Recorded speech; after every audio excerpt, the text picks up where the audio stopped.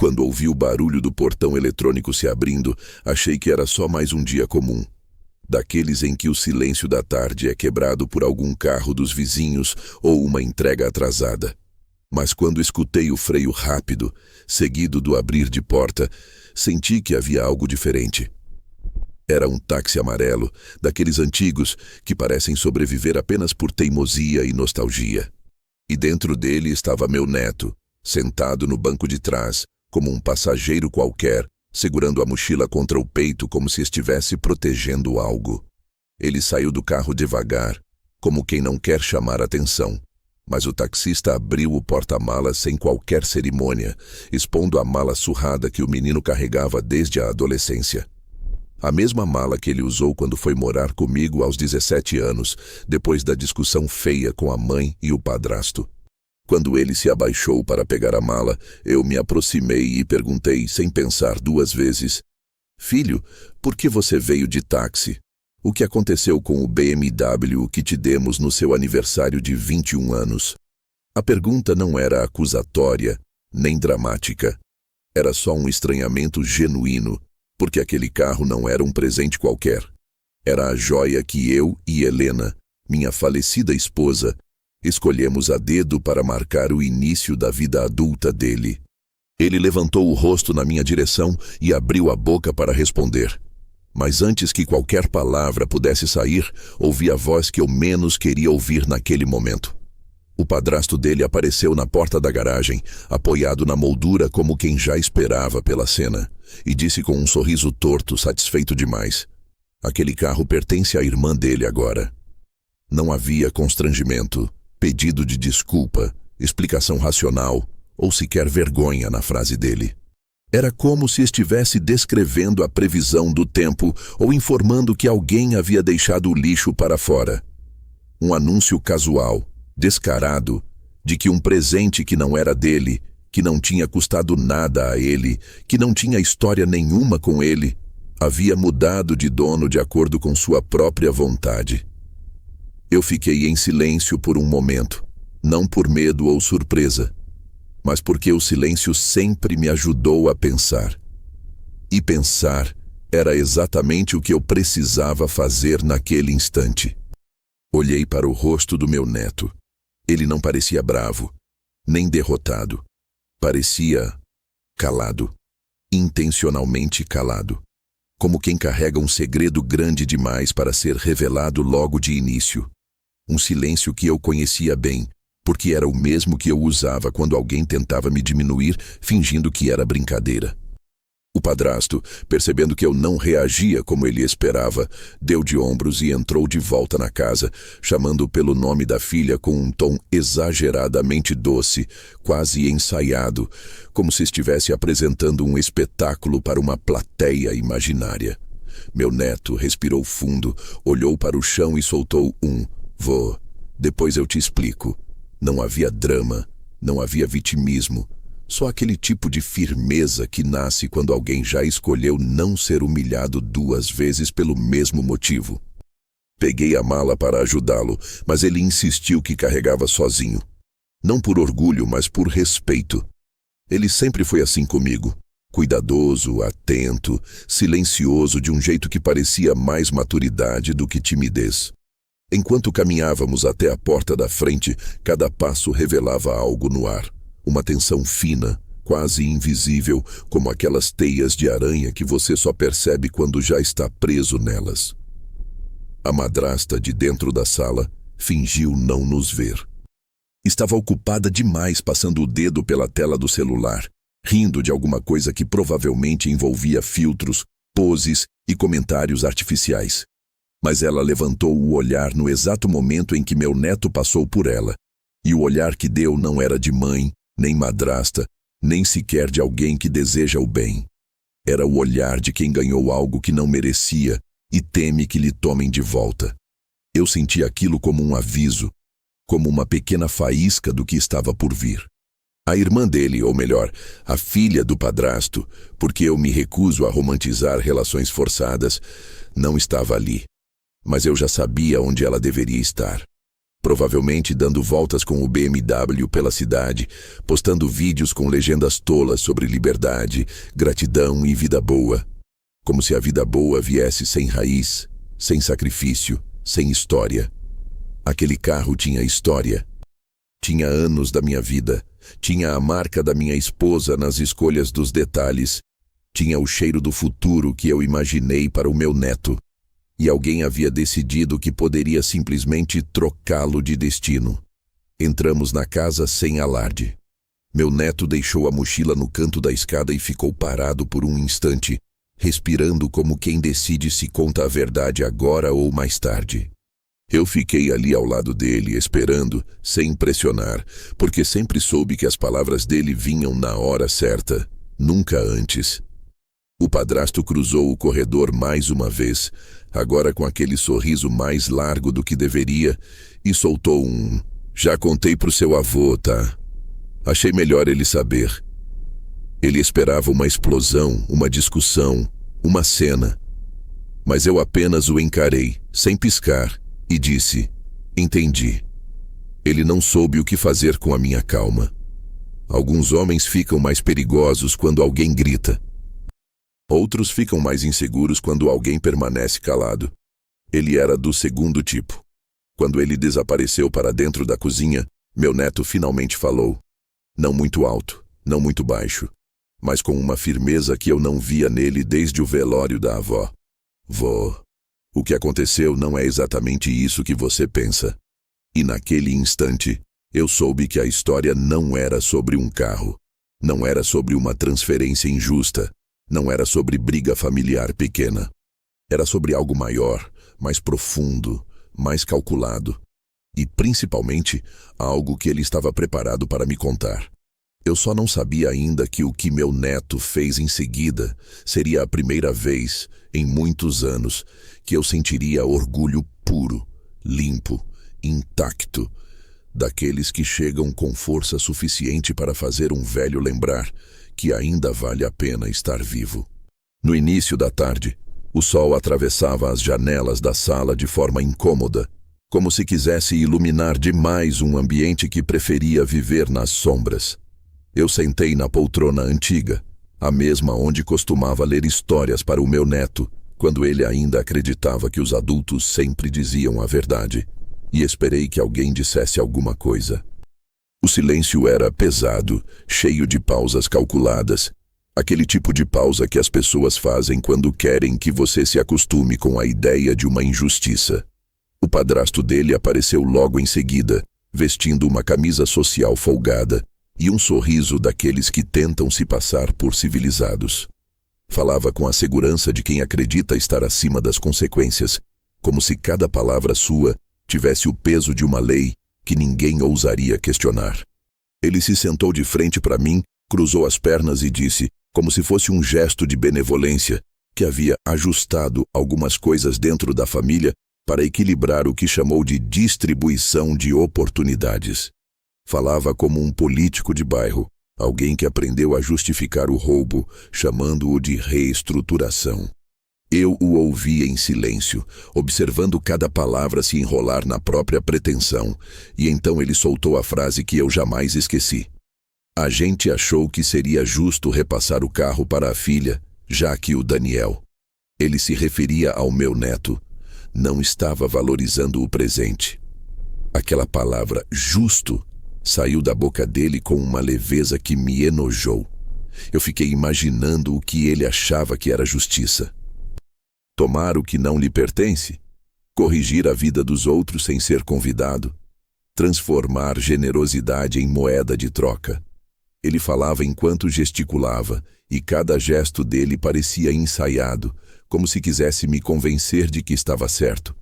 Disse que a garota havia acabado de passar no vestibular, que merecia algo para celebrar, que um carro parado na garagem era desperdício, que a juventude precisa de estímulo. Era um discurso bonito, pronto para a rede social, mas vazio, porque eu sabia que por trás daquela fachada não existia generosidade alguma. Era só controle disfarçado de lógica. O tipo de homem que acredita que tudo o que toca se torna dele, mesmo quando já chega tarde demais para entender o valor do que tomou. Enquanto ele falava, meu neto descia as escadas devagar, ouvindo cada palavra com o rosto imóvel. Nenhuma interrupção, nenhum protesto. Apenas aquele olhar firme de quem aprendeu cedo que às vezes o silêncio é a única forma de expor o absurdo. Quando ele chegou à sala, o padrasto tentou um sorriso cordial, mas o menino passou direto e se sentou ao meu lado, como fazia quando era criança. Foi um gesto pequeno, mas carregado de significado. Ele não precisava dizer nada. Bastava aquele movimento para que eu soubesse de que lado da verdade ele estava. O padrasto continuou, talvez incomodado com o silêncio dos dois, e começou a detalhar a operação que havia feito, como se estivesse descrevendo uma transação bancária. Transferimos o carro para o nome da Júlia, já está tudo resolvido. Eu mesmo cuidei da papelada. Daniel concordou, né, garoto? A pergunta veio acompanhada de uma risada curta e seca, e meu neto apenas o encarou sem responder. O homem se apressou em completar. Foi o melhor para todo mundo. Ele sabe que eu só quero o bem dele. Foi aí que algo dentro de mim começou a ferver. Não como raiva súbita, mas como aquela indignação antiga que vem de quem já viu demais, já perdeu demais, já entendeu que o mundo moderno disfarça covardia de progresso. Eu me levantei devagar, o suficiente para que o ranger do piso fizesse o som que o silêncio merecia. Ele me olhou com uma mistura de susto e impaciência, esperando que eu explodisse. Mas eu não explodi. Olhei para ele com calma, como quem olha para alguém que ainda não percebeu o tamanho do próprio erro, e perguntei apenas: "Você disse que cuidou da papelada?" Ele assentiu com orgulho, talvez achando que eu o parabenizaria. "Interessante", respondi, "porque eu ainda tenho as cópias do contrato e os recibos de pagamento do carro. E, se bem me lembro, o documento está registrado no nome do Daniel e no meu, não é?" O sorriso dele se desfez por completo. Foi como ver uma máscara escorregar. Ele pigarreou, olhou para a madrasta que agora observava da cozinha e tentou rir, mas o som saiu oco, frágil. "Ah, sim, claro. Coisa de cartório, sabe como é, burocracia. Eu vou resolver isso depois." Meu neto se remexeu no sofá, inquieto, e pela primeira vez desde que chegou, falou com voz firme: "Vô, deixa. Não vale a pena." Ele me olhou de um jeito que pedia silêncio, não por medo, mas porque queria lidar com aquilo à própria maneira. Eu o respeitei. Sempre respeitei. O padrasto se levantou, tentando encerrar o assunto como se tivesse acabado de ganhar uma discussão que nunca aconteceu. "A gente se entende depois", disse, e sumiu pelo corredor. Ficamos apenas nós dois na sala, o tic-tac do relógio marcando um tempo que parecia mais lento.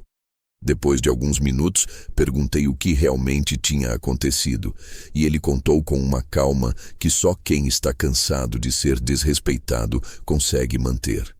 Disse que o padrasto havia tomado a chave do carro enquanto ele estava viajando a trabalho, e ao voltar, descobriu que o veículo tinha sido repassado à filha.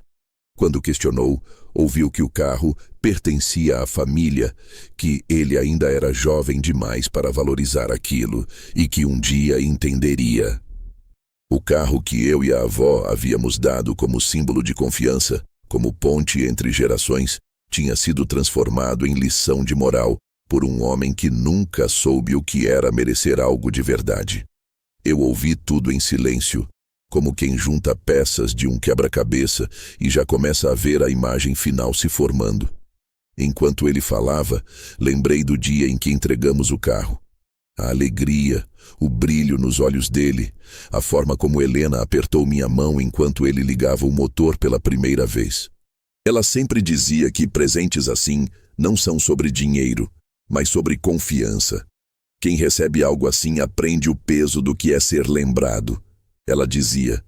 Agora, anos depois, aquele presente tinha sido violado, roubado não só no valor material, mas na lembrança. E ainda assim, meu neto não parecia ressentido.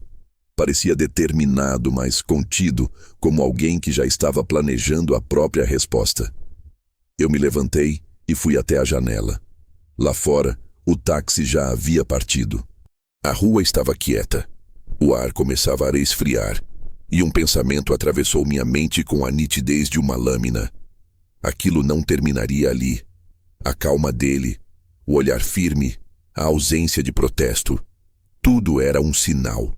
Havia algo por trás daquela serenidade, algo que ele estava preparando. E pela primeira vez em muito tempo, senti que talvez ele tivesse herdado mais de mim do que eu imaginava. Voltei a me sentar e o chamei pelo nome, mas ele apenas respondeu com um gesto, um aceno discreto. Disse que ia descansar um pouco, subir para o quarto e organizar as ideias. Antes de subir, parou na escada, olhou para mim e disse quase num sussurro: "Vô, não se preocupe, eu ainda tenho o recibo da transferência do seguro guardado no meu e-mail. E o carro ainda está no meu nome no sistema da seguradora. Eles podem ter tomado a chave, mas não o registro." Aquilo foi dito sem bravata, sem desafio. Apenas uma constatação calma, exata. Ele subiu as escadas devagar, e eu fiquei ali, sozinho, olhando o lugar por onde ele havia passado. Foi nesse instante que compreendi o tipo de guerra que se aproximava. Não era de gritos, nem de brigas abertas. Era daquelas silenciosas, travadas em documentos, provas, gestos e olhares. E, por mais que me doesse ver meu neto nessa situação, havia algo em sua postura que me deu um estranho conforto. Ele não seria esmagado. Ele não seria enganado 2 vezes. Ele havia herdado de mim o dom mais perigoso que um homem pode ter quando é subestimado: o silêncio de quem já aprendeu a esperar o momento exato de agir. Aquela noite caiu pesada, com cheiro de chuva e passado. Eu fiquei acordado até tarde, pensando em como um gesto tão pequeno, um carro repassado, um presente roubado, podia revelar tanto sobre as pessoas. A verdade é que quem se apressa em tomar o que não é seu, sempre acredita que está ganhando. Só percebe a perda quando descobre que o outro ficou com algo que não se compra: dignidade. E foi nesse pensamento que adormeci, imaginando o próximo movimento que o destino, ou talvez meu próprio neto, estava prestes a fazer. A manhã seguinte nasceu cinza, o tipo de cor que parece ter peso, como se o céu carregasse junto com as nuvens tudo o que ainda não foi dito. Eu preparei café cedo, o mesmo ritual de sempre, 2 xícaras mesmo sabendo que só uma seria usada, hábito antigo que nunca consegui quebrar desde que Helena se foi. A xícara dela continua na prateleira de cima, virada ao contrário, como se a qualquer momento ela fosse entrar na cozinha e reclamar que o açúcar acabou. O cheiro do café quente me fez lembrar do dia em que decidimos dar o carro ao Daniel, um daqueles dias em que o coração quer se enganar acreditando que está construindo algo que durará para sempre. Naquela época, ele ainda estava na faculdade, trabalhando de meio período, juntando cada centavo como se a vida dependesse disso. Eu me recordo claramente do instante em que Helena olhou para mim por cima dos óculos e disse que estava na hora de fazermos algo que realmente mostrasse o quanto acreditávamos nele. "O carro vai ser mais que um presente, vai ser um símbolo", ela disse. Eu, teimoso, perguntei símbolo de quê? E ela respondeu com aquele sorriso sereno que sempre desarmava minhas perguntas: de confiança. E confiança é o tipo de herança que não paga imposto. Foi ela quem escolheu o modelo, o cor prata metálico, o interior preto, discreto, elegante, sem extravagância. Passamos semanas pesquisando, comparando preços, pedindo opinião a amigos, até que finalmente encontramos o BMW usado em excelente estado, de um homem que estava se mudando para fora do país. Lembro-me do dia da compra, a empolgação de Helena, a maneira como ela conferiu cada detalhe, como se o carro fosse um filho prestes a sair de casa. Quando o entregamos, Daniel ficou mudo por alguns segundos. Depois, com os olhos marejados, disse apenas: Vocês confiam mesmo em mim? E Helena respondeu: Não. Nós acreditamos em quem você está se tornando. Nunca vou esquecer aquele abraço, os três juntos na garagem, o motor ligado pela primeira vez, o cheiro de couro novo misturado com o perfume dela e a sensação clara de que algo estava sendo selado entre gerações. Agora, sentado à mesa com a caneca entre as mãos, tudo aquilo parecia distante, como se tivesse acontecido em outra vida. E talvez tivesse mesmo. Porque o que era um símbolo de amor e confiança tinha sido transformado, sem meu consentimento, em moeda de vaidade por alguém que sequer compreendia o que significava dar algo com o coração. O padrasto de Daniel não roubou apenas um carro, roubou o significado dele. Pegou um gesto de fé e transformou em prova de poder. E enquanto eu pensava nisso, ouvia lá de cima o som dos passos do meu neto andando de um lado para o outro. O tipo de passo que denuncia mente trabalhando.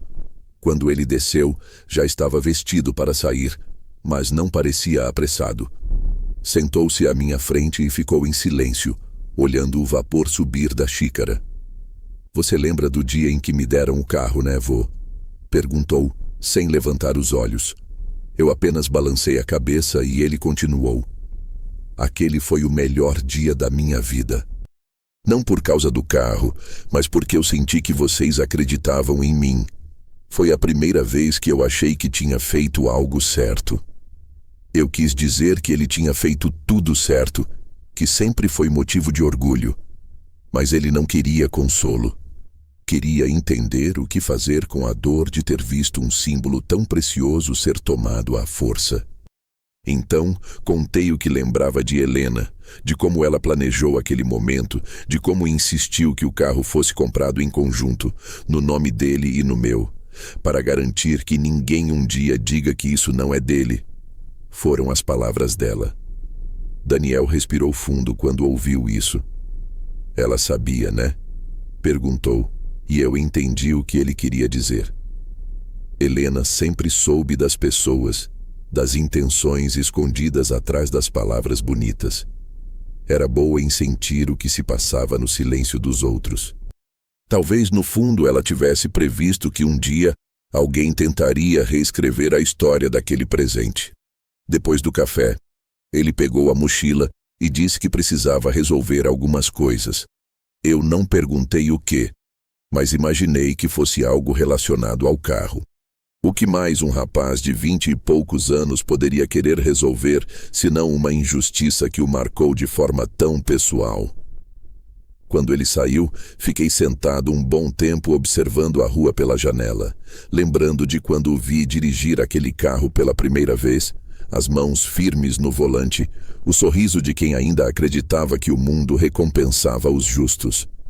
Helena estava no banco do passageiro, rindo, dizendo que o vento estava bagunçando o cabelo. Aquela imagem era um retrato de tudo o que eu queria preservar. A alegria dela, o orgulho dele, a sensação de que a família ainda significava algo. Mais tarde, fui até a garagem. O espaço vazio onde o carro costumava ficar me deu uma sensação de perda difícil de descrever.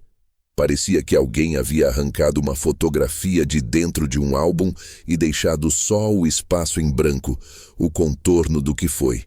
Toquei o chão frio e imaginei os pneus parando ali pela última vez. O eco daquela ausência era quase físico. Fechei os olhos e me vi voltando àquele dia de sol. A voz de Helena dizendo que o carro não era apenas um veículo, era uma lembrança de amor. Senti um nó na garganta e me peguei falando sozinho, como se ela ainda estivesse perto. Você estava certa, meu amor. Eles não entenderam nada. O resto do dia passou arrastado. A casa parecia respirar mais devagar. Quando Daniel voltou, já era fim de tarde e trazia no rosto um ar diferente. Não era raiva, era clareza. Sentou-se e me contou que tinha ido ao cartório para confirmar o registro do carro. Disse que o padrasto tentou alterar os documentos com a ajuda de um despachante conhecido, mas o sistema ainda mostrava o carro em nome dele e meu. Havia uma tentativa de transferência em andamento, porém travada por falta de autorização formal. Ele falava sem pressa, com aquela calma que me deixava inquieto, como se já tivesse tudo planejado.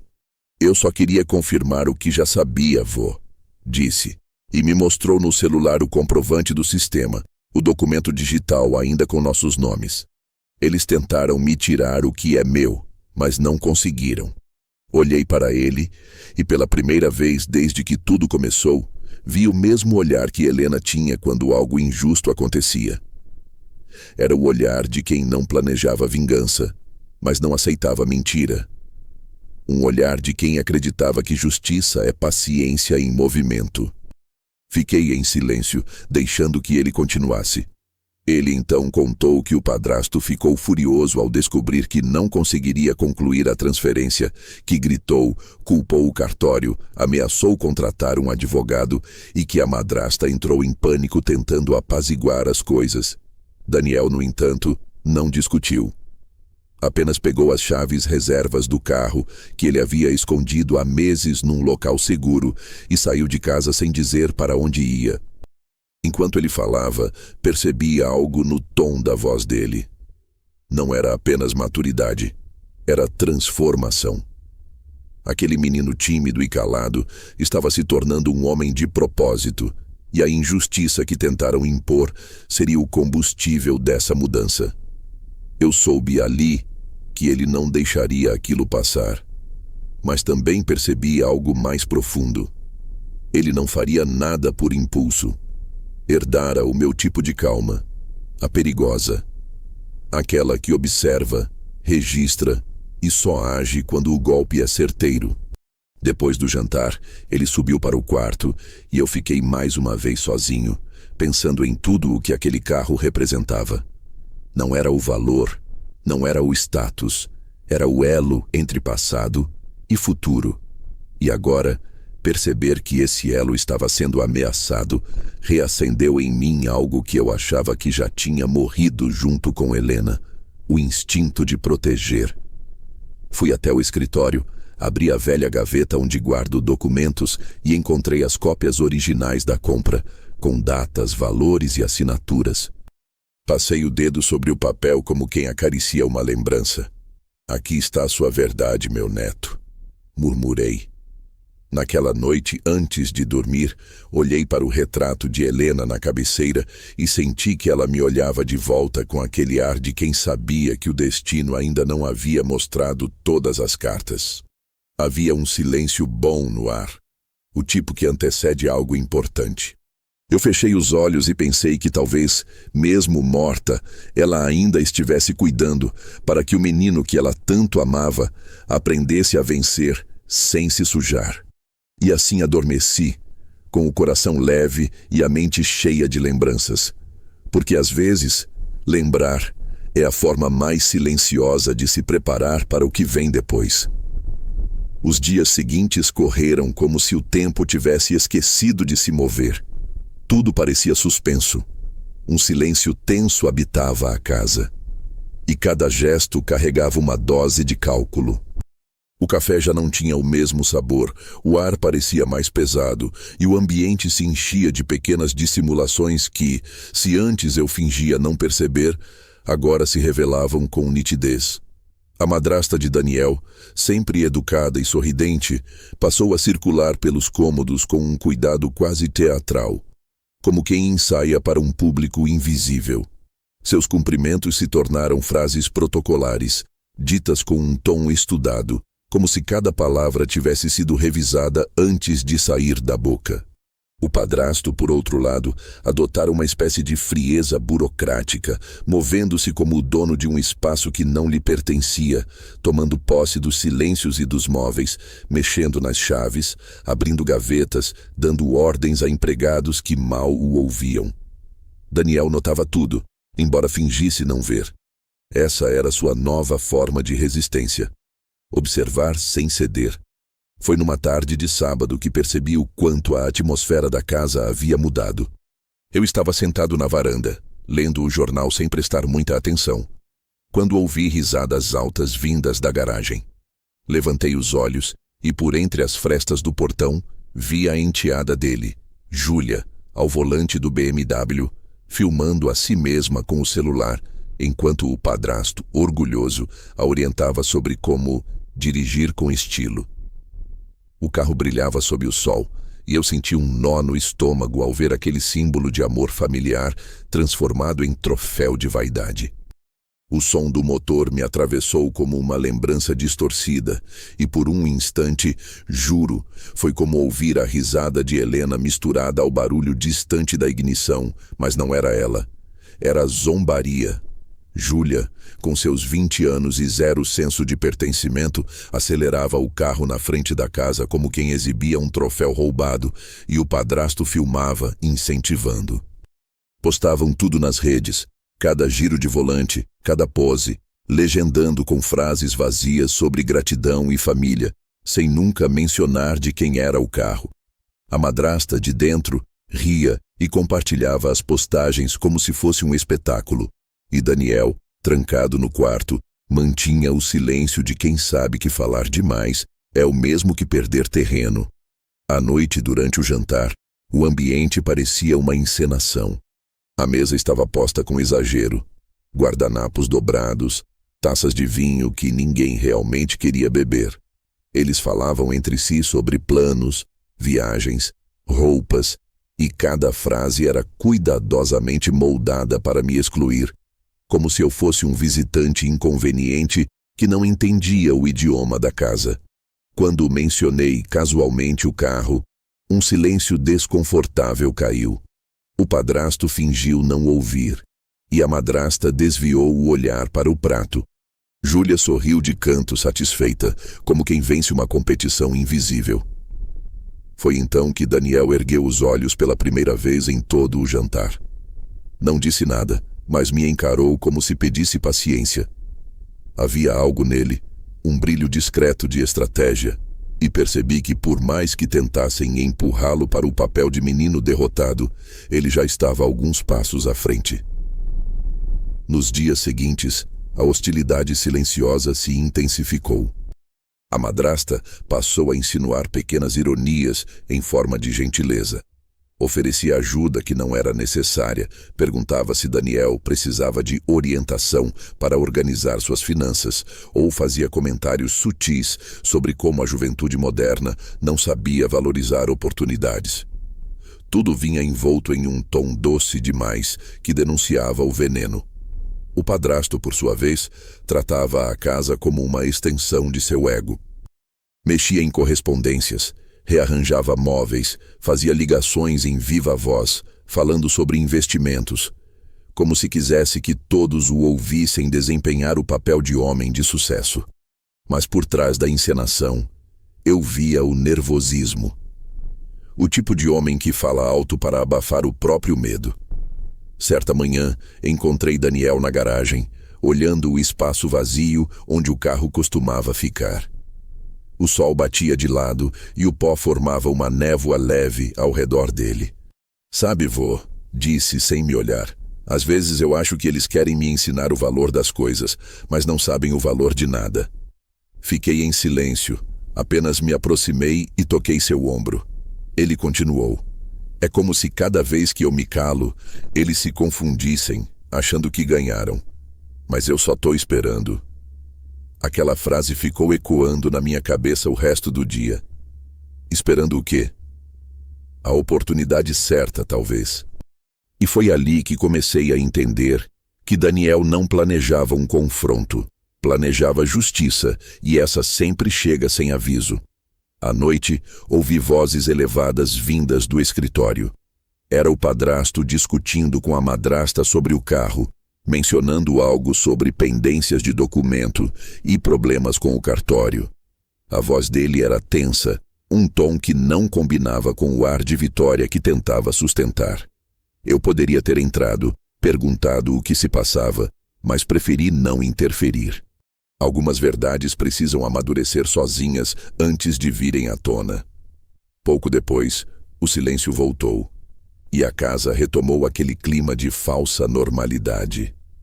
No domingo, um almoço em família foi improvisado. Disseram que era para celebrar a harmonia, mas todos sabiam que era para mostrar que nada estava errado. Júlia chegou vestida de forma extravagante, com as chaves do BMW penduradas como acessório de moda. O padrasto falava sobre conquistas, negócios e planos de viagem, tentando parecer grandioso. A madrasta ria alto demais e Daniel, comendo devagar, apenas observava. Quando o padrasto mencionou que planejava reorganizar as finanças da família e colocar os bens em nomes mais adequados, percebi o pequeno espasmo que o Daniel teve. Um piscar rápido, um respirar fundo, mas ele se manteve calado. Eu, porém, entendi. O golpe estava se expandindo. Eles não queriam só o carro. Queriam apagar o passado e reconstruir a narrativa da família a partir deles. Era o que pessoas assim sempre fazem. Tomam algo e depois reescrevem a história para parecer que foi merecido.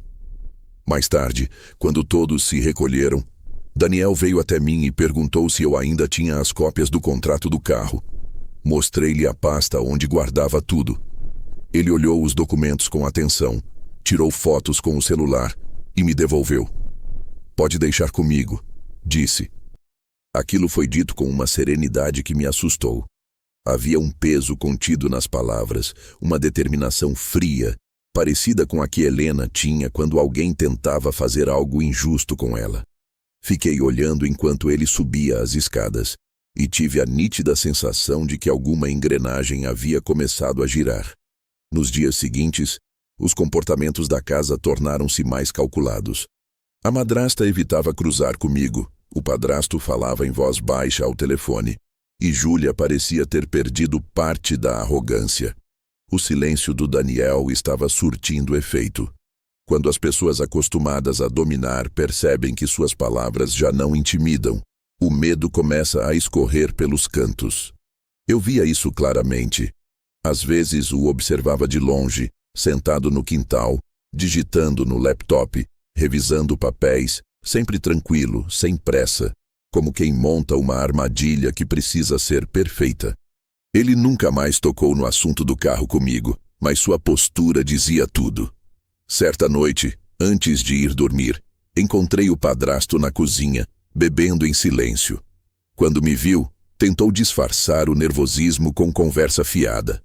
Falou de política, do calor, de trivialidades, mas o tremor leve em sua mão entregava que algo o atormentava. "Tá tudo bem?" Perguntei com neutralidade. Ele forçou um sorriso, respondeu que sim e saiu apressado. Eu soube então que o jogo estava virando. Aquele homem, que se achava dono do mundo, começava a sentir o peso de suas próprias escolhas. Deitei-me naquela noite com uma sensação estranha de pressentimento. Algo estava prestes a acontecer.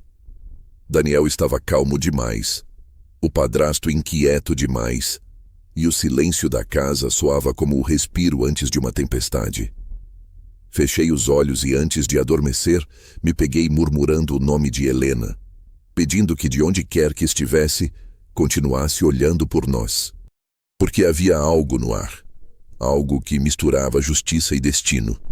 E eu sabia que, quando essa linha se rompesse, nada mais seria igual. A chuva começou ainda de madrugada, fina, insistente, batendo nas janelas como se quisesse acordar a casa inteira. Eu me levantei cedo, o hábito antigo de quem dorme pouco e pensa demais. A casa estava mergulhada num silêncio que não era paz, mas sim contenção. O tipo de silêncio que nasce quando todos têm algo a esconder. Fiz café e fiquei sentado à mesa, observando o vapor subir da xícara, imaginando o que se passava na cabeça de Daniel, que nos últimos dias parecia viver em duas realidades.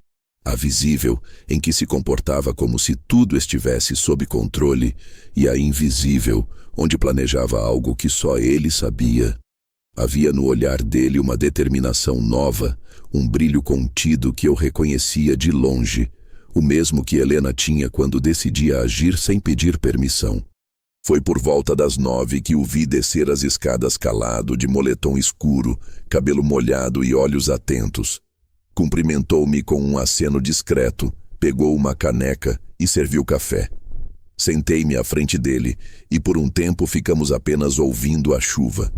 A calmaria entre nós dois sempre foi confortável, mas naquele dia ela carregava um significado diferente, como se fosse o prelúdio de uma revelação. Ele mexia o café devagar, o som da colher girando no fundo da caneca, marcando o ritmo de algo que estava prestes a ser dito. Finalmente, sem olhar para mim, murmurou: "Vô, eu preciso te contar uma coisa." A voz dele era firme, mas o tom denunciava o peso que carregava. Deixei que falasse no seu tempo, porque aprendi que pressa é inimiga da verdade. Na noite em que eles tomaram o carro, eu não estava viajando a trabalho como disse. Eu estava voltando da casa de um amigo e ouvi tudo do portão. As palavras saíram lentas, quase medidas. Eles estavam na garagem, os três, o padrasto, a madrasta e a filha. Falavam sobre como o carro seria melhor usado por ela, que eu não precisava de nada disso, que eu já tinha recebido demais. Ele fez uma pausa, respirou fundo. Eu fiquei do lado de fora, escutando, sem ser visto. O padrasto dizia que se eu reclamasse você acabaria me defendendo, e ele não queria te irritar. Disse que precisava resolver tudo antes que o senhor descobrisse. Olhei para ele em silêncio, o coração apertado, não de surpresa, mas de indignação. Eu ouvi ele dizer que o senhor era velho demais para cuidar de dinheiro, que logo tudo isso estaria nas mãos dele e que ninguém precisaria se preocupar com mais nada. Ele parou de falar e levou a mão à testa, como se tentasse afastar a lembrança. Naquele momento, vô, eu quis entrar e gritar, dizer que eles não tinham o direito, mas alguma coisa dentro de mim mandou ficar quieto. Foi como se a voz da avó Helena tivesse me segurado pelo ombro, me pedindo para esperar. Fiquei olhando aquele rapaz diante de mim, e era impossível não ver o menino que ele foi, o mesmo que chorava escondido quando alguém o fazia sentir pequeno demais. Mas agora havia algo diferente. O menino havia crescido, e a dor que antes o feriria agora era combustível.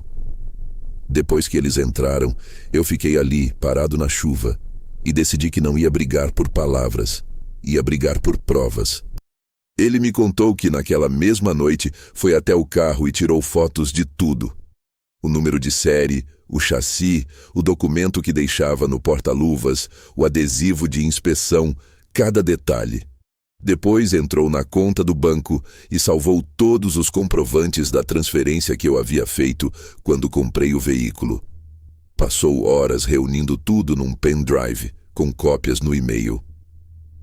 Eu sabia que mais cedo ou mais tarde eles tentariam apagar os rastros, e eu não ia deixar. Quando terminou de falar, levantou os olhos e me encarou de um jeito que me fez sentir um misto de orgulho e melancolia. Vô, eu não quero vingança. Quero que o senhor saiba que eu tô cuidando das coisas do jeito certo. Eles mexeram com a coisa errada. Houve um silêncio pesado, cortado apenas pelo barulho da chuva. Eu respirei fundo e perguntei se ele havia confrontado alguém. Ainda não, respondeu. Mas eles perceberam que eu sei.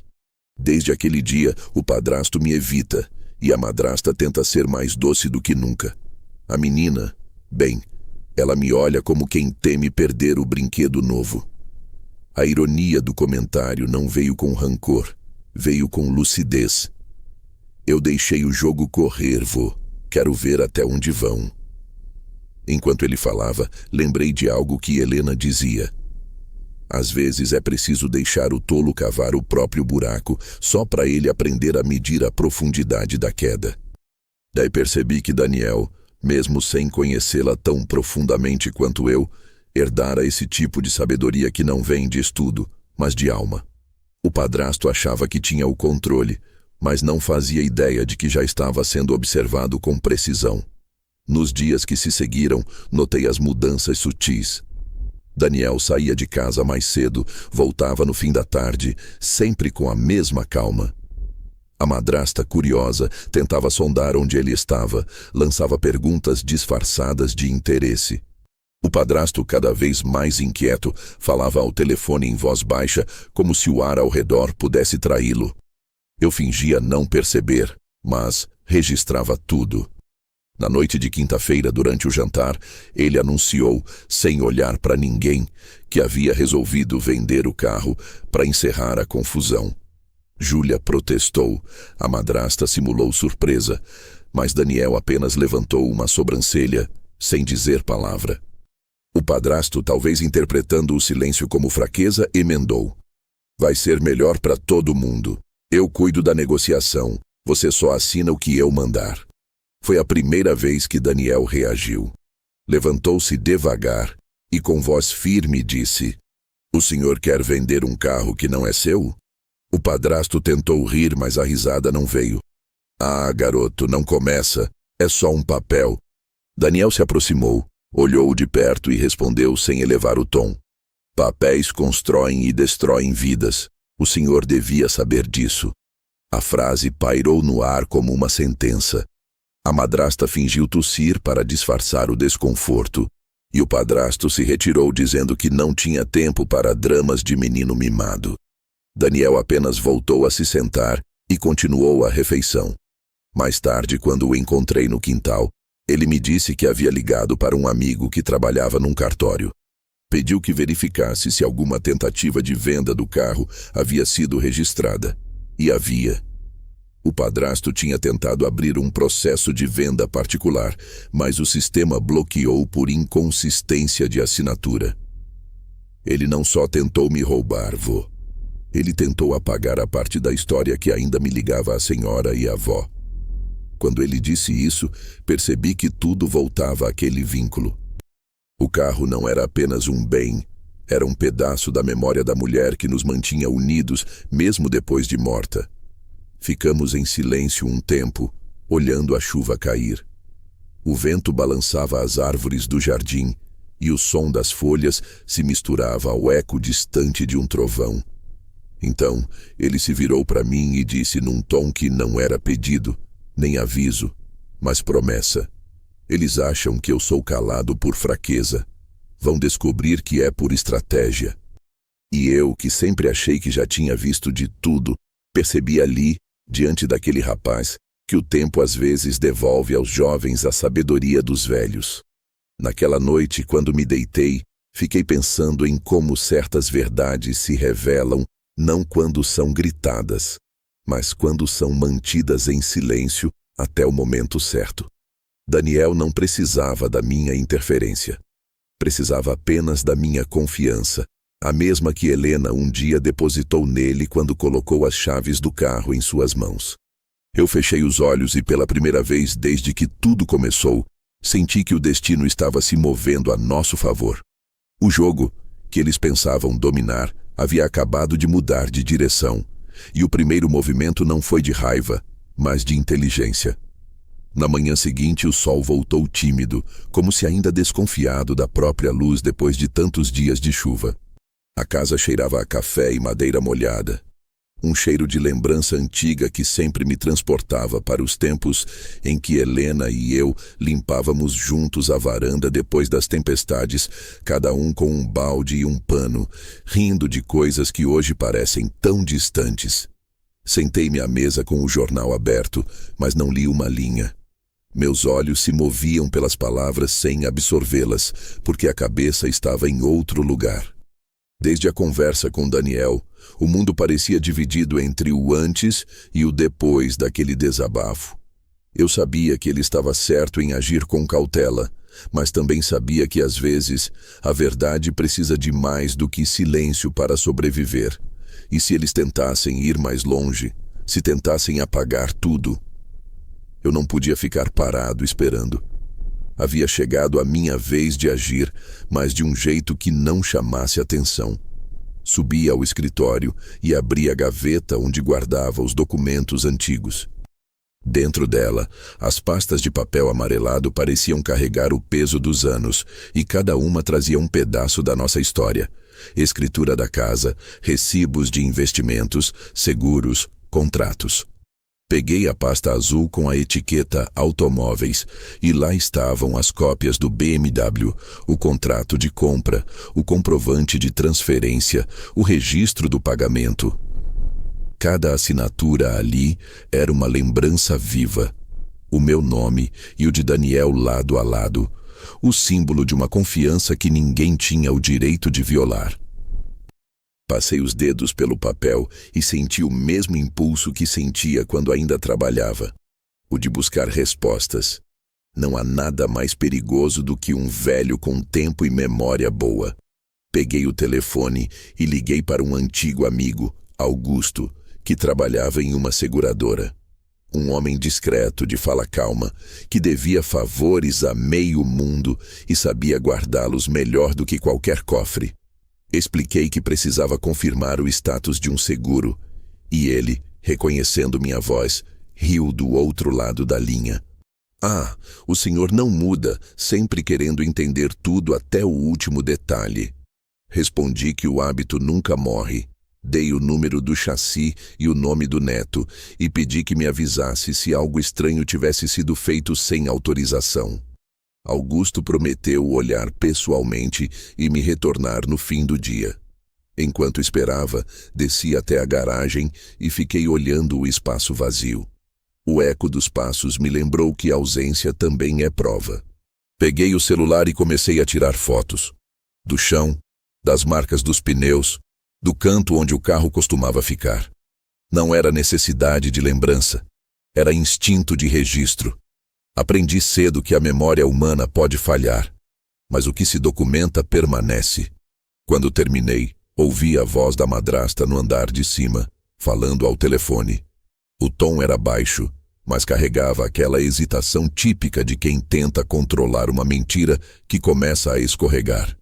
Caminhei devagar até a escada e parei para escutar, sem me envergonhar. Sim, o carro ainda está aqui, mas está tudo sob controle, dizia ela. Pausa. Não, ele não sabe de nada. O velho só mexe com papelada antiga. O velho. Ela se referia a mim com o mesmo desdém com que se fala de um móvel antigo que ainda ocupa espaço demais na sala.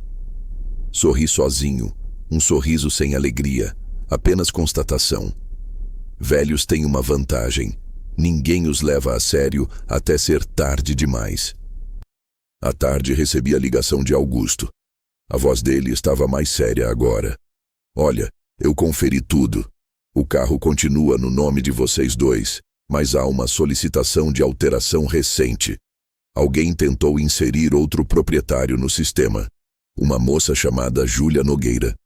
A confirmação veio como um soco frio, mesmo que eu já esperasse. Isso é ilegal, Augusto. Ele suspirou. Eu sei. Parece coisa de alguém que tem um conhecido dentro do departamento. Mas ainda dá para reverter, desde que se faça o registro formal de contestação. Agradeci e pedi que me enviasse os documentos por e-mail. Imprimi tudo, guardei em uma nova pasta e escrevi à mão, em letras firmes, provas. Ao anoitecer, Daniel voltou do trabalho com o olhar cansado, mas atento. Contei-lhe o que descobri, mostrei as impressões e as fotos. Ele me ouviu sem interromper. E quando terminei, ficou alguns segundos em silêncio. Depois disse apenas, então eles estão indo mais fundo do que eu pensei. Havia raiva em sua voz, mas também controle. Não se preocupe, vô. Agora que temos prova, eles vão tropeçar nas próprias intenções. Assenti, mas por dentro sabia que ainda não bastava. Gente como aquela não para enquanto não sente o chão sumir debaixo dos pés. No dia seguinte, decidi ir mais longe. Fui até o cartório onde registrei a compra do carro. Conheciam-me há anos, e o escrivão, um rapaz chamado Renato, me recebeu com respeito. Contei-lhe, em termos simples, que havia suspeita de falsificação em andamento. Ele consultou o sistema e confirmou a tentativa de transferência irregular, ainda pendente de validação. Pedi que imprimisse uma certidão com a data e hora daquela tentativa. Ele fez melhor. Carimbou com selo de autenticidade e assinou pessoalmente. Aquele papel, percebi, seria o início de algo maior. Voltei para casa sentindo o mesmo vigor que tinha há décadas, quando ainda resolvia problemas para os outros. Agora, porém, era diferente. Agora, eu resolvia por mim, por Helena e por Daniel. Naquela noite, o jantar foi tenso. O padrasto falava pouco, a madrasta evitava olhar para mim e Júlia, inquieta, não desgrudava do celular. Cada um parecia preso em sua própria ansiedade. Observei-os como quem lê um livro em voz baixa. As mãos trêmulas do homem, o riso forçado da mulher, os olhos fugitivos da garota. Eu sabia reconhecer o cheiro da culpa. É um cheiro agridoce, mistura de medo e fingimento. Terminado o jantar, levantei-me e disse apenas: amanhã pretendo ir ao banco revisar uns papéis antigos. Pode ser que precise de vocês para assinar algo. A frase foi jogada ao vento, mas percebi o leve sobressalto no padrasto. Ele perguntou tentando soar casual. Assinar o quê? Respondi. Nada demais. Só uma atualização nos registros dos bens familiares. O pânico breve que vi em seu olhar foi mais revelador do que qualquer confissão. Naquela madrugada, sentei-me no escritório e reli tudo o que havia reunido. As provas, os documentos, as anotações. Cada papel era uma linha da história que eles tentaram apagar.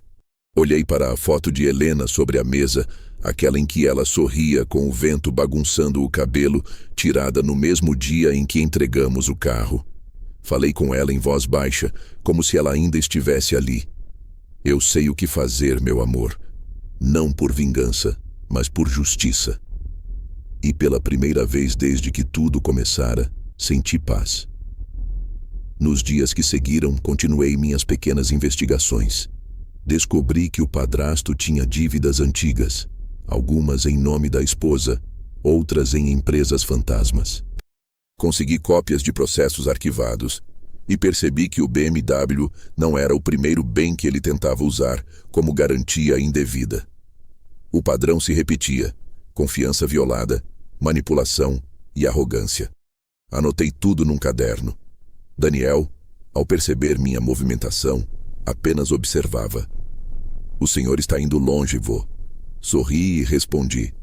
Não tão longe quanto eles foram. Certa manhã recebi uma mensagem anônima no celular. Parem com isso ou vai sobrar para vocês. O número era desconhecido, mas a ameaça era clara. Mostrei a Daniel que apenas deu de ombros. É o desespero deles. Quando a verdade começa a apertar, o silêncio muda de lado. Ele estava certo. Eu só precisava esperar um pouco mais. E foi então, no fim daquela mesma semana, que o destino resolveu dar o próximo passo. Recebi um telefonema do advogado de família, um velho conhecido de Helena. Disse que uma notificação havia sido emitida em meu nome, pedindo a revisão da titularidade do veículo, assinada por alguém que não era eu nem Daniel. Isso é fraude e das grandes, disse o advogado. Respirei fundo, agradeci e pedi que não fizesse nada ainda. Queria ver até onde eles teriam coragem de ir. Fechei os olhos e percebi que o jogo estava prestes a mudar de tom. A investigação deixava de ser apenas curiosidade e se tornava preparo. O golpe deles tinha começado e a resposta viria na mesma moeda: calma, precisão e um punhado de documentos que, quando revelados, fariam desabar a confiança que fingiam possuir. Eu não era mais apenas o avô observador. Agora, era o guardião silencioso da verdade.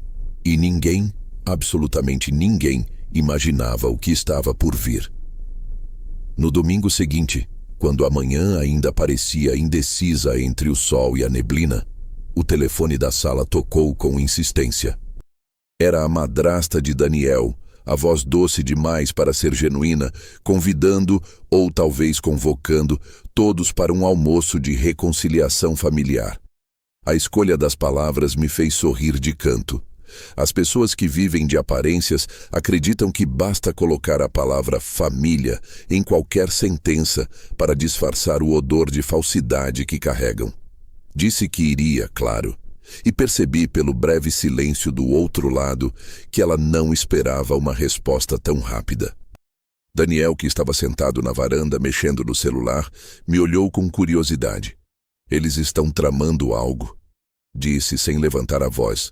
Respondi apenas, melhor. Assim falam mais do que deviam. O resto da manhã foi de uma calma enganosa. A casa parecia limpa demais, arrumada demais, como se o chão tivesse sido encerado não para brilhar, mas para escorregar. O padrasto apareceu por volta do meio-dia, vestindo uma camisa azul clara e um sorriso de vendedor. Cumprimentou-me com a efusividade de quem tenta disfarçar a tensão, bateu nas minhas costas e disse que precisávamos encerrar mal-entendidos. Daniel chegou logo depois, silencioso, mas firme, e se sentou à mesa sem olhar para ninguém. A madrasta veio da cozinha com travessas fumegantes e, por um instante, se alguém passasse pela janela, acharia que era apenas uma família normal reunida num domingo. Mas bastava um olhar mais atento para perceber que ali ninguém respirava naturalmente. O padrasto começou a falar antes mesmo de servir o vinho. Discorreu sobre como pequenos desentendimentos não deveriam afetar os laços de sangue e sobre a importância de seguir em frente sem ressentimentos.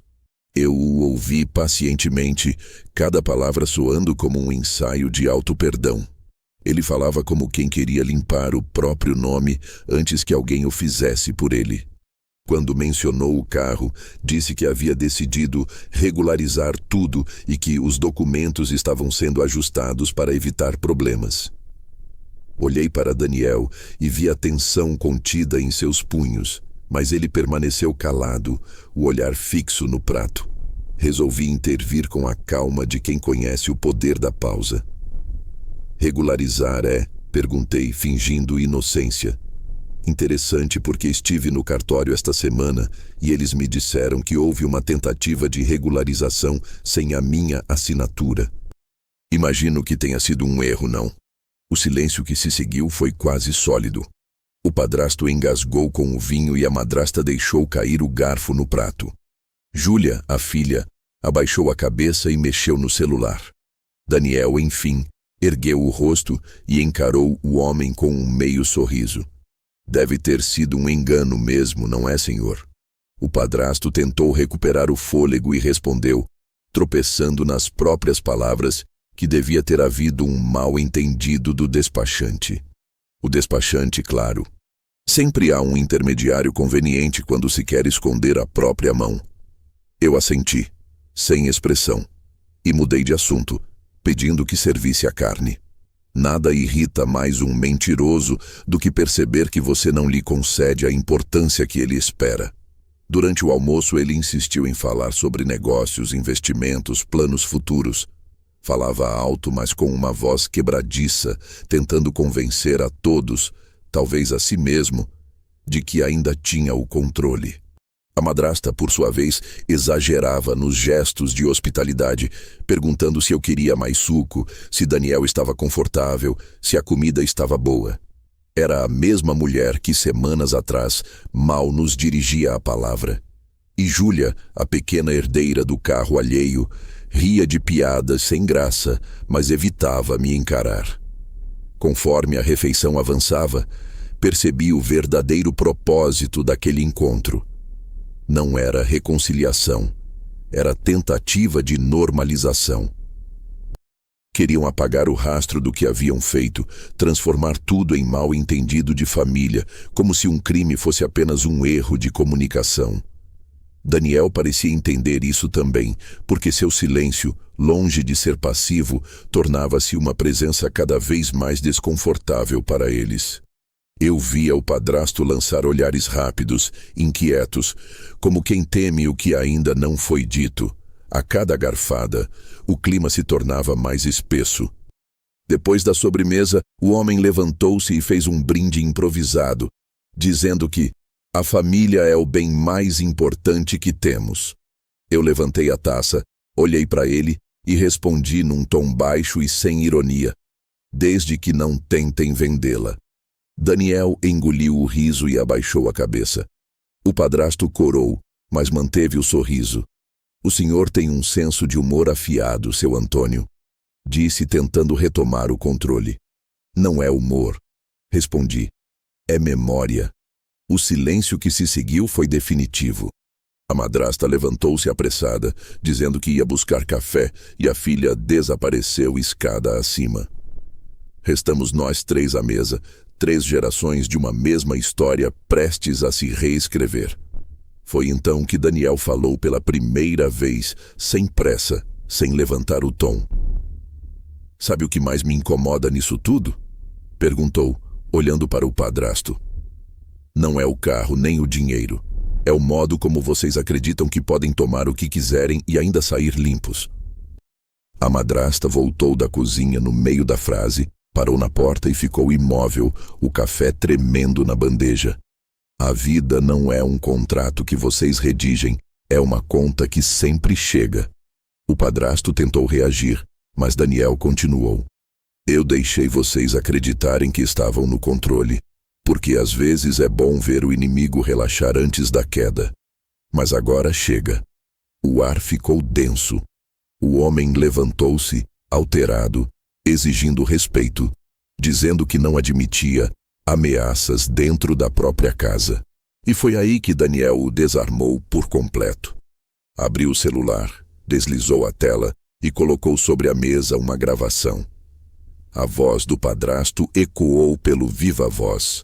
"A gente precisa resolver logo essa transferência antes que o velho descubra. O carro é da menina, ele já vive no mundo dele." A gravação era clara, cristalina e irrefutável.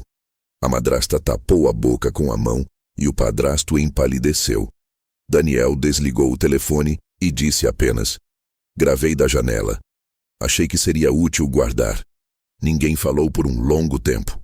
O relógio da parede marcava os segundos como marteladas.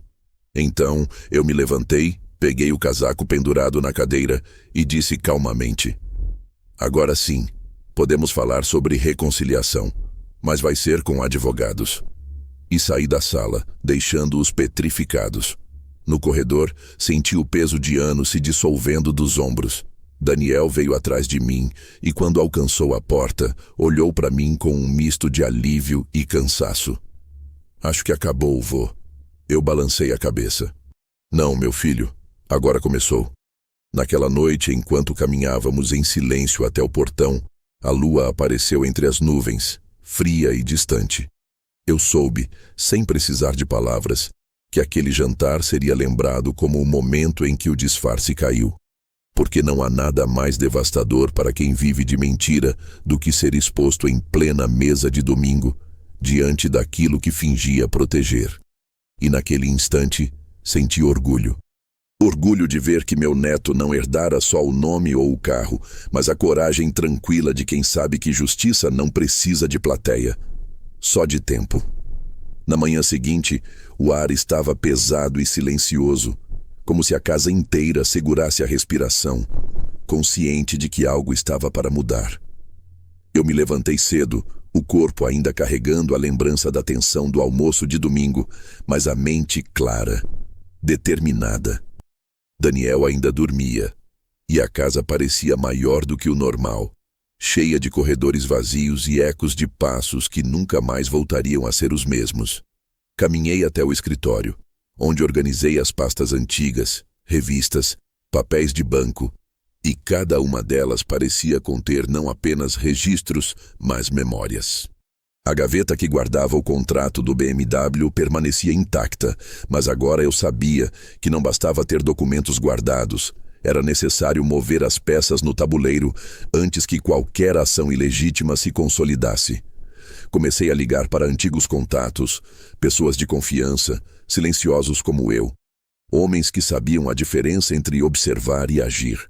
Primeiro foi o cartório, revisando registros de transferência, depois a seguradora, conferindo documentos e e-mails antigos, cada um deles fornecendo uma peça do quebra-cabeça que, quando montado, mostraria toda a extensão da audácia do padrasto. Liguei para o advogado de família, um homem discreto, paciente, que conhecia minha história com detalhes. Expliquei, em termos contidos, a sequência de eventos e pedi que preparasse um relatório formal que pudesse ser usado como prova de qualquer tentativa de fraude. Ele entendeu imediatamente, sem perguntas, sem hesitação. Conhecia o peso de documentos quando se quer defender não apenas bens, mas memória e dignidade.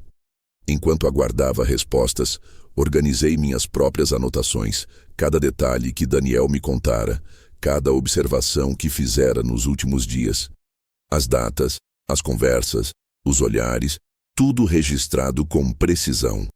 Eu sabia que homens como o padrasto funcionam de forma previsível.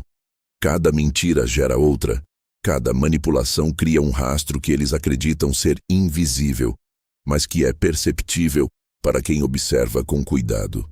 Peguei meu caderno, o mesmo que usava para escrever quando ainda tinha tempo para sonhos, e fiz uma linha do tempo detalhada de cada movimento do padrasto e da madrasta, cada comentário feito, cada gesto suspeito.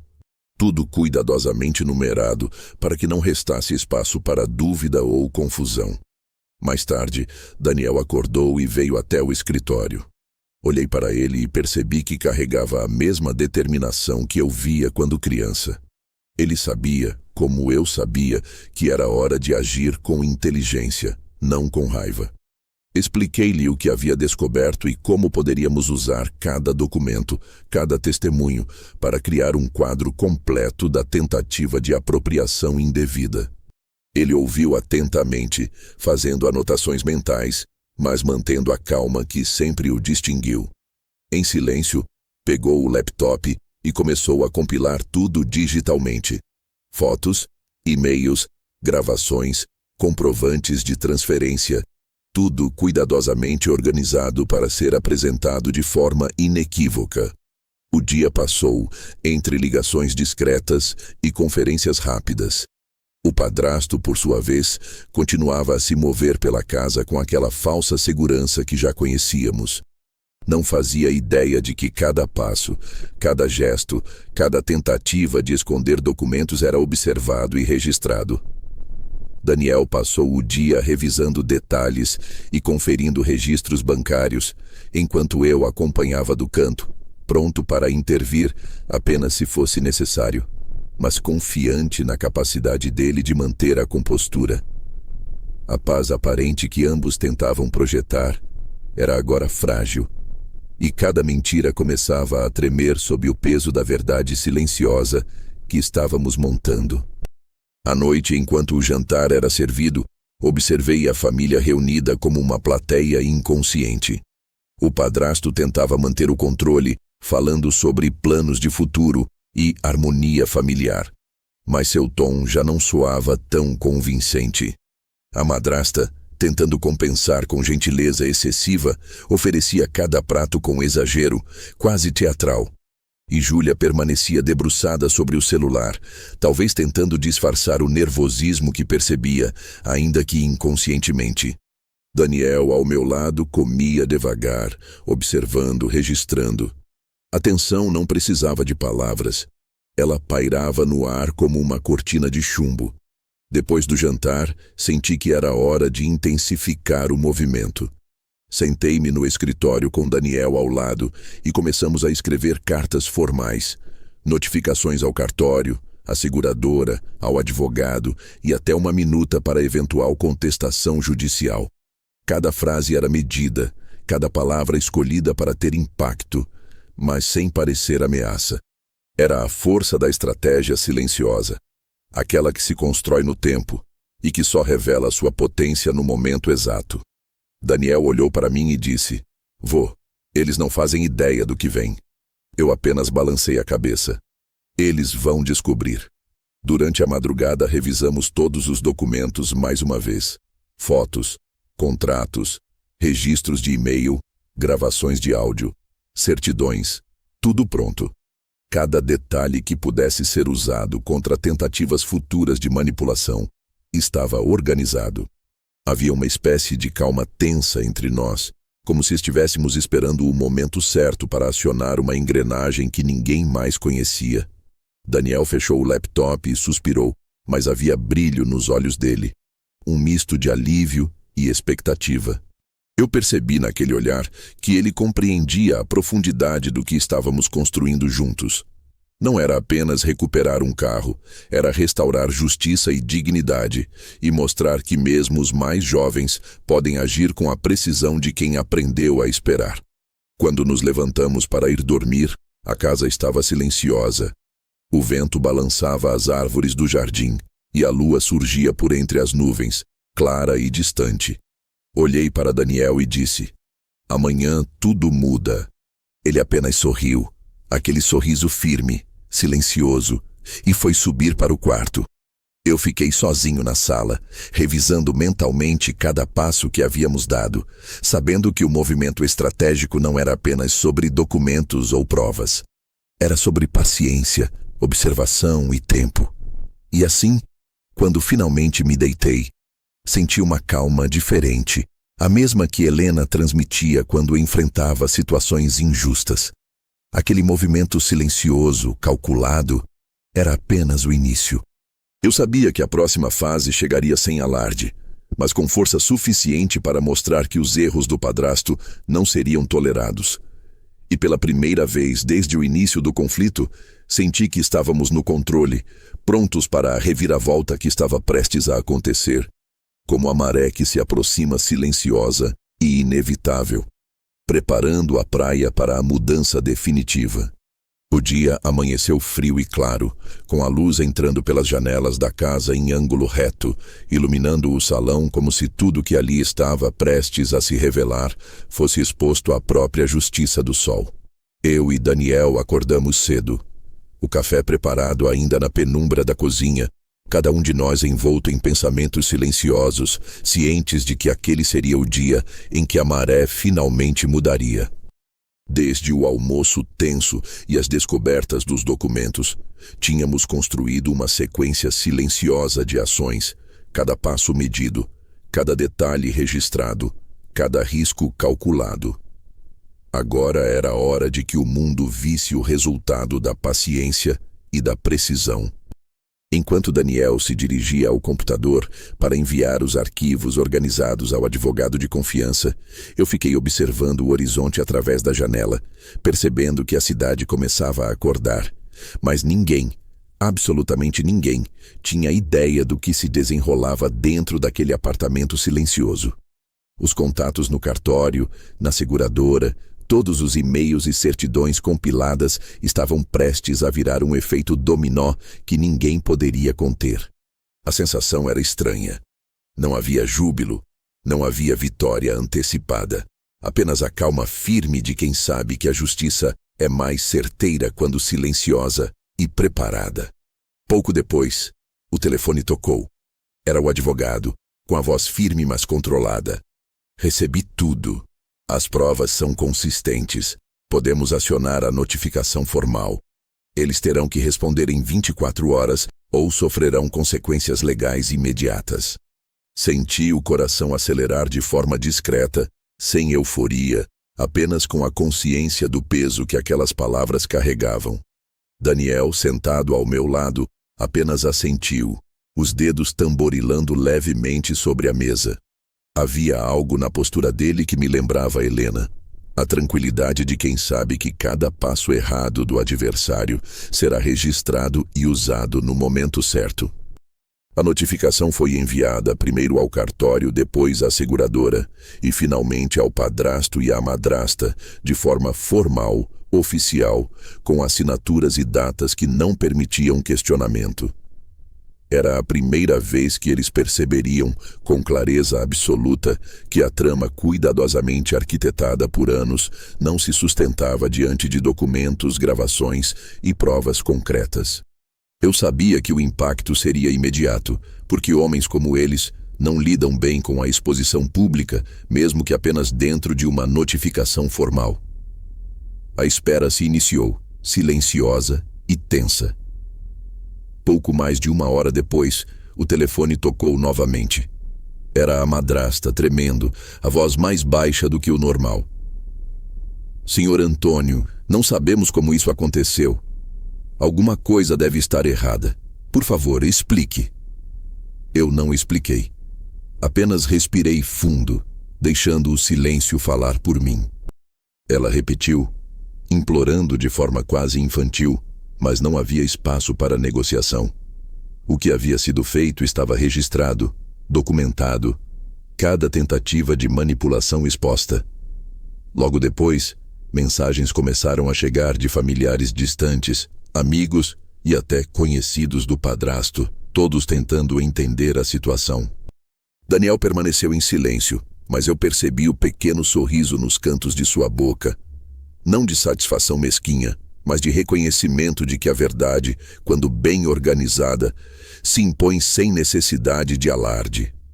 A madrasta desesperada começou a telefonar para advogados, tentando buscar alguma brecha, algum meio de reverter a situação. O padrasto, por sua vez, afastou-se do telefone passando a mão pelo rosto, tentando recompor a fachada de controle que havia perdido. Enquanto isso, Daniel e eu revisávamos cada documento mais uma vez, confirmando que tudo estava em ordem, que cada passo futuro seria respaldado e incontestável. Eu podia sentir a tensão se espalhar pelo ar, uma energia pesada que refletia o medo e a frustração de quem acreditava que podia manipular pessoas e agora descobria que estava diante de dois adversários silenciosos, preparados e implacáveis. Era um jogo de paciência, estratégia e precisão, e nós o dominávamos completamente. Ao meio-dia, um e-mail chegou ao nosso advogado de família. Era do cartório, informando que todas as tentativas de transferência do veículo foram bloqueadas por inconsistência de assinatura e que qualquer ação futura, sem autorização formal, seria considerada tentativa de fraude.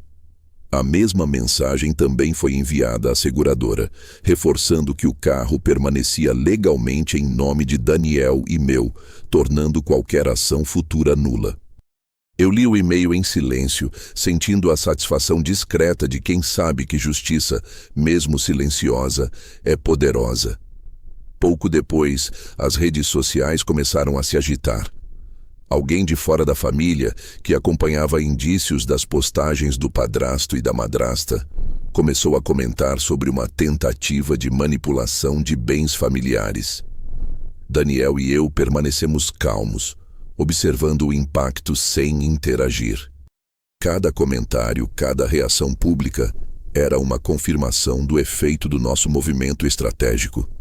A mentira e a arrogância começavam a se desfazer, revelando ao mundo a verdade silenciosa que havíamos construído com paciência.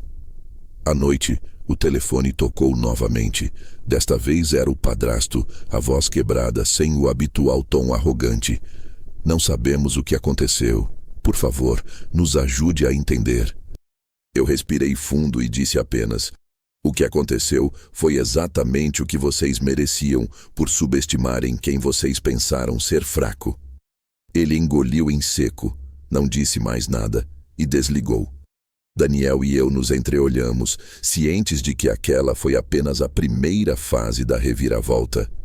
Não havia euforia, apenas a consciência tranquila de que tínhamos retomado o controle e que o próximo passo viria de forma ainda mais contundente, silenciosa e definitiva. Fiquei alguns minutos em pé na varanda, sentindo o vento frio bater no rosto, observando a rua deserta. Cada movimento, cada decisão, cada documento preparado e registrado agora, formava uma muralha invisível ao redor de nós. Daniel se aproximou e colocou a mão no meu ombro, um gesto simples, mas cheio de significado. Vô, eles ainda não entendem com quem estão lidando. Eu assenti, sem palavras, mas com a certeza de que dali em diante a verdade se manifestaria de forma pública, clara e irrevogável, e que a justiça, quando calculada com paciência, nunca falha. Aquela noite, ao fechar os olhos, senti uma calma profunda. O silêncio que antes era apenas tenso agora se transformava em poder.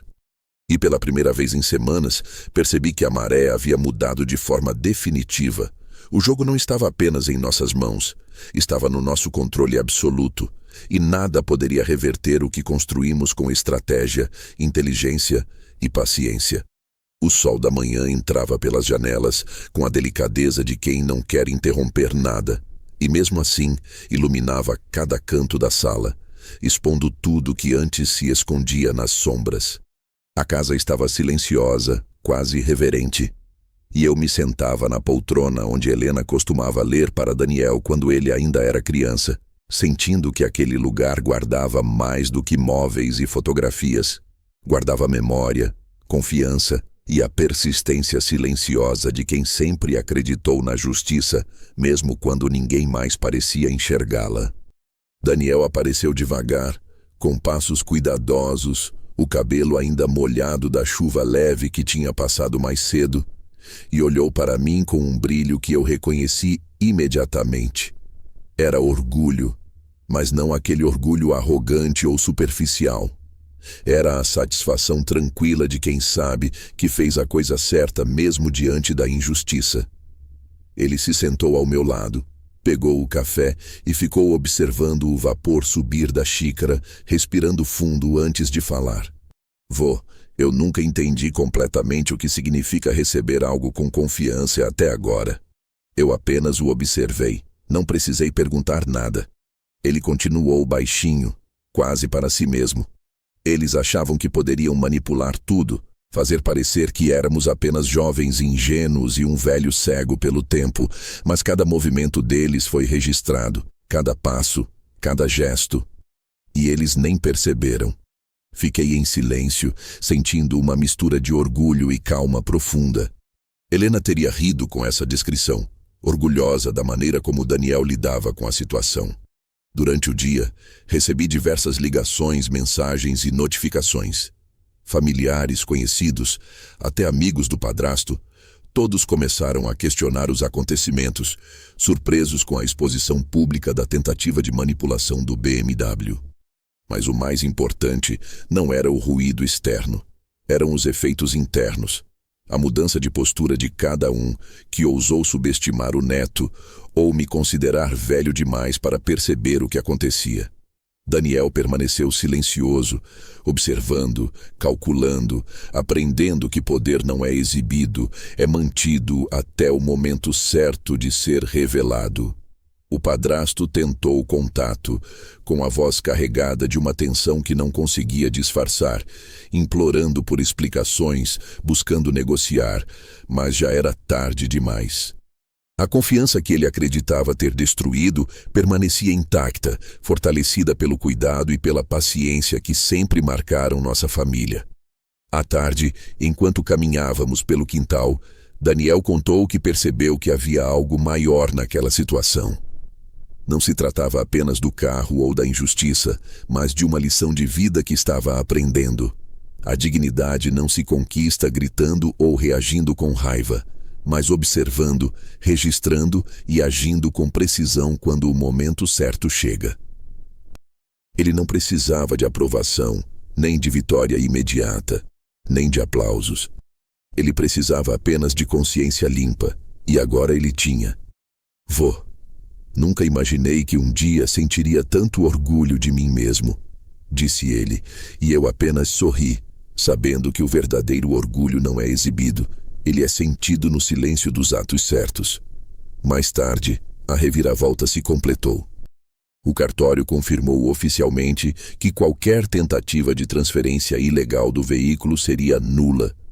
O registro da seguradora consolidou a titularidade do BMW em nome de Daniel e meu, e documentos legais, assinados e autenticados, bloqueavam qualquer manobra futura. A casa, que antes respirava tensão e medo, agora parecia menor para quem tentou manipular e maior para quem permaneceu firme. Cada documento, cada prova reunida não era apenas um meio de proteger o carro, mas um símbolo de justiça e de vigilância, a prova de que a paciência e a inteligência superam a arrogância e a impaciência. O final do dia trouxe a calma que há semanas parecia impossível. Daniel, sentado ao meu lado no sofá, olhou para a rua silenciosa, para as árvores balançando com a brisa, e disse: Vô, eu aprendi algo hoje que nunca vou esquecer. Que a força não está na violência, nem na raiva, nem em gritar mais alto. A força está na observação, na preparação e na paciência. E quando chega o momento certo, ela se revela de forma incontestável. Eu respirei fundo e disse, com a mesma tranquilidade que Helena transmitia quando algo parecia perdido: exatamente, meu filho. Exatamente. Mais tarde, ao escurecer, senti que algo havia mudado para sempre naquela casa. Não era só o BMW recuperado. Não era apenas a derrota do padrasto e da madrasta. Não eram as mensagens públicas de surpresa e constrangimento. Era algo mais profundo. Daniel havia descoberto a essência do que significa ser justo, ser paciente e saber agir no momento certo. E eu percebi que aquele menino que um dia chegou tímido e inseguro agora era um homem pronto para qualquer adversidade. Olhei para a foto de Helena, sobre a mesa, sorrindo como se pudesse ver tudo do outro lado, e murmurei: você estaria orgulhosa, meu amor. O menino que era seu agora entende o que significa ser homem de verdade. No silêncio da noite, depois que a casa se recolheu e o vento trouxe o cheiro da chuva recente misturado à terra, Daniel e eu permanecemos em silêncio, apenas ouvindo o eco da própria respiração, percebendo que havíamos virado a maré. O orgulho que senti não foi de vitória ou vingança, foi de reconhecimento, de saber que nosso legado de dignidade, paciência e inteligência se manteve intacto, mesmo diante de tentativas ardilosas de manipulação. Quando finalmente me levantei e fechei as cortinas, senti um peso sair dos ombros. A tempestade havia passado, não havia aplausos, não havia necessidade de reconhecimento público. O silêncio, agora, era nosso aliado. Daniel olhou para mim, os olhos brilhando, e disse apenas: vô, nunca me senti tão seguro de quem eu sou. E naquele momento, soube que todo o esforço, toda a paciência, cada pequeno passo silencioso havia valido a pena. O carro, o controle, os documentos, nada disso importava tanto quanto aquilo: ver meu neto transformado, firme e íntegro, capaz de enfrentar o mundo com a mesma calma e inteligência que Helena e eu sempre acreditamos que ele herdaria. A noite caiu e, pela primeira vez desde que tudo começou, pude dormir tranquilo. A justiça não precisava de plateia. A paciência havia feito seu trabalho. E o orgulho final não era meu sozinho, mas de nós dois, avô e neto, conectados por mais do que sangue, por mais do que bens, por valores que ninguém jamais poderia roubar. A história tinha chegado ao seu ápice, mas a vida continuaria, agora com Daniel seguro, íntegro e consciente de que o poder verdadeiro não se impõe com força, mas se sustenta com paciência, silêncio e ação no momento certo.